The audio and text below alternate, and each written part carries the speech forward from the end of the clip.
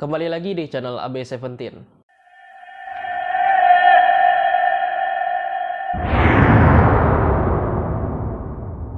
Perkenalkan, gue AB17. Gue seorang content creator yang berfokus untuk ngomongin Muslim, politik, dan pendidikan, dan juga seorang penulis. Di video kali ini gue akan nyampain kesan-kesan gue pada saat mengikuti acara dari Tanoto Foundation dan juga Career Lab pada tanggal 13 Desember 2023 kemarin yang bertempat di Perpustakaan Nasional, Perpusnas. Di acara tersebut banyak banget narasumber-narasumber, pembicara-pembicara yang keren banget. Beberapa di antaranya ada seorang disabilitas ya, tunarungu dan tunawicara, tapi berpidato. Itu pertama kalinya gue ngelihat orang tunarungu dan tunawicara tuh berpidato dan merinding banget. Tetap bersekolah di sekolah reguler. Beruntung saat itu sekolah saya tetap memberikan pendidikan yang inklusif bagi saya. Saya bisa seperti sekarang ini, berdiri saat ini di sini, bertemu Bapak dan Ibu semua karena saya mendapatkan pendidikan yang inklusif meskipun saya bersekolah di sekolah reguler. Inklusif di sini maksudnya ialah bahwa guru-guru dan sekolah sudah mengetahui bahwa saya tidak mendengar, tapi tetap menerima saya sepenuhnya.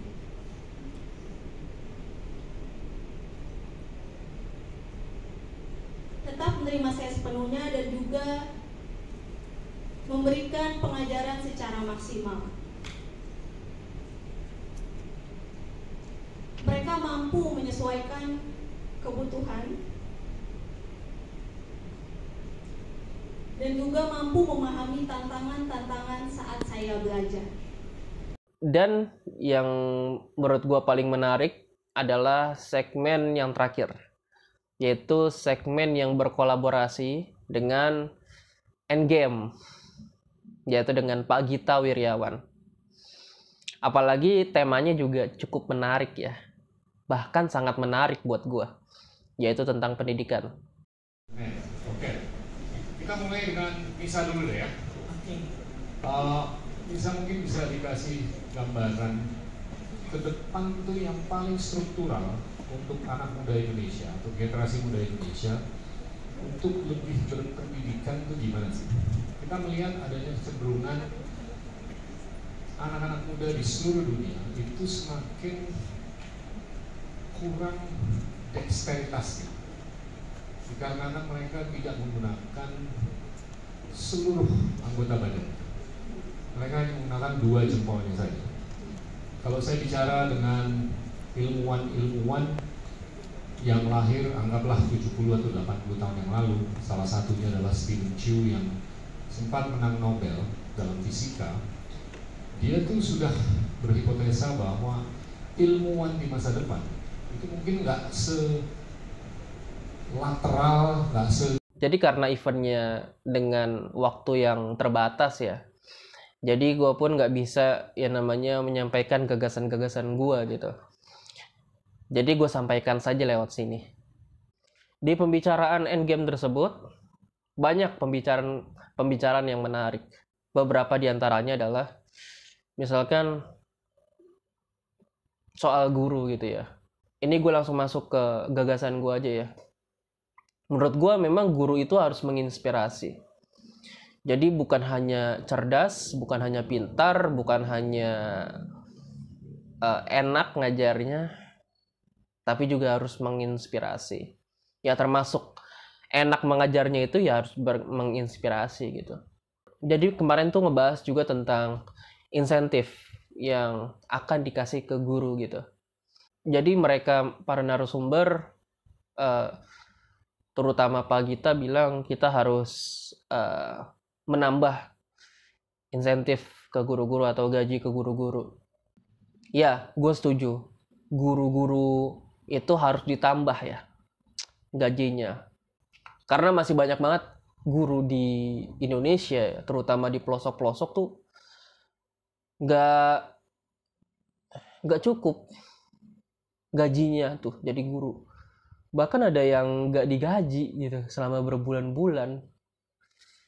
Tapi untuk perihal insentif atau bonus, itu menurut gue hanya diberikan kepada guru-guru yang berdampak. Hanya diberikan kepada guru-guru yang memang punya kontribusi nyata bagi anak bangsa. Jadi nggak semua guru bisa kita kasih bonus. Dan di forum tersebut yang gue suka adalah ketika ngebahas tentang filosofi pendidikan di Indonesia. Kita itu, Indonesia itu masih bingung filosofi pendidikan kita tuh apa. Yang gue pernah dengar dari Rocky Gerung ya, Bung Rocky. Orang Prancis itu punya filosofi pendidikannya. Dari mana? Dari terbunuhnya raja waktu revolusi Prancis gitu ya. Tapi Indonesia apa? Apa filosofi pendidikan di Indonesia? Apakah kita mengikuti filosofi pada saat kemerdekaan tahun 45? Atau apakah kita mengikuti filosofi waktu 98, reformasi? Kita tuh masih bingung. Dan setahu gue tidak ada sampai saat ini tokoh pendidikan di Indonesia itu yang berani mengambil filosofi Indonesia itu ini gitu. Mungkin kecuali ya Ki Hajar Dewantara, yang beliau tuh bilang bahwa sekolah itu harus menyenangkan. Ya, walaupun beliau bilang begitu ya, sekolah tetap menakutkan. Dibuktikan dengan banyaknya murid-murid yang hore-hore ketika guru rapat, ketika libur sekolah. Jadi gagasan gue, bagaimana kalau kita kumpulin nih semua pemerhati-pemerhati pendidikan di Indonesia, kita taruh di satu ruangan, duduk bareng-bareng, kita ngomongin nih filosofi pendidikan Indonesia itu apa. Silakan dah tuh berdebat, berdiskusi, bertengkar pikiran di ruangan itu. Tapi harus dapat nih filosofi pendidikan kita tuh apa. Dan filosofi ini harus dipegang erat-erat. Jadi mau siapapun presidennya, mau siapapun menteri pendidikannya, filosofi ini nggak boleh lepas. Mungkin program-programnya bisa beda-beda mungkin. Tapi programnya itu harus mengarah ke filosofinya. Itu aja mungkin sedikit gagasan gue waktu menghadiri acara di Perpusnas tanggal 13 Desember kemarin. Terima kasih banyak kepada Karir Lab, kepada Tanoto Foundation, kepada Pak Gita Wiryawan, kepada para narasumber. Semoga gue diberi kesempatan untuk bisa menghadiri acara-acara seperti itu lagi. Terima kasih, gue AW17. Have a nice day. Supaya bisa merasakan pendidikan yang merata, pendidikan yang kurang, pendidikan yang mudah. Jadi itu saja yang kita bisa kerjakan bersama-sama supaya bisa ada kemajuan nanti di Indonesia Mas di 2024. Jadi sekali lagi terima kasih pada Bapak Ibu teman-teman yang sudah hadir di acara Sinergi Policy for Education hari ini, dan juga terima kasih pada para